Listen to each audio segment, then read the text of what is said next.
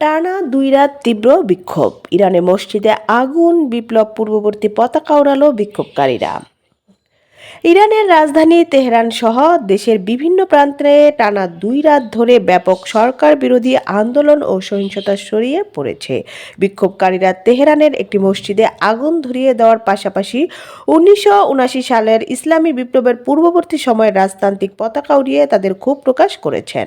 তেহরানের সাদাত আবাদ এলাকায় বাসিন্দা 60 বছর বয়সী এক নারী নিউ ইয়র্কের টাইমসকে জানিয়েছে, তিনি নিজেও টানা দ্বিতীয় রাতে মতো রাস্তায় নেমেছিলেন এবং নিজের চোখে বিক্ষোভকারীদের মসজিদে অগ্নিসংযোগ করতে দেখেছেন। গত বৃহস্পতিবার পর শুক্রবার রাতেও এই অস্থিরতা মাসহাত, তাবরিজ, উরুমিয়া, ইস্পাহান, কারাজ এবং ইয়জদ শহরের মতো গুরুত্বপূর্ণ অঞ্চলগুলোতে ছড়িয়ে পড়ে।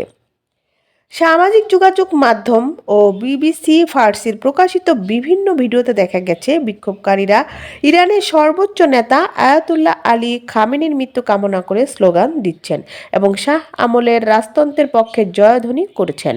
পরিস্থিতির ভয়াবহতা আঁচ করে দেশটির রাষ্ট্রীয় টেলিভিশন থেকে সাধারণ মানুষের প্রতি বিক্ষোভ অংশ না নেওয়ার আহ্বান জানানো হয়েছে।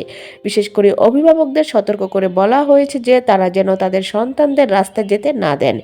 এই বার্তায় আরও বলা হয়, যদি নিরাপত্তা বাহিনীর সঙ্গে সংঘর্ষ, কোনো হতাহতের ঘটনা ঘটে, তবে প্রশাসনকে যেন দায়ী করা না হয় এমন কড়া হুঁশিয়ারি এবং দেশ জুড়ে ইন্টারনেট বিচ্ছিন্ন রাখা সত্ত্বেও হাজার হাজার মানুষ রাজপথে অবস্থান নিচ্ছে।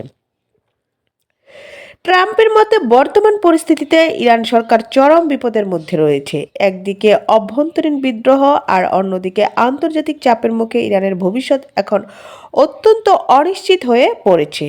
The world news, Dhaka.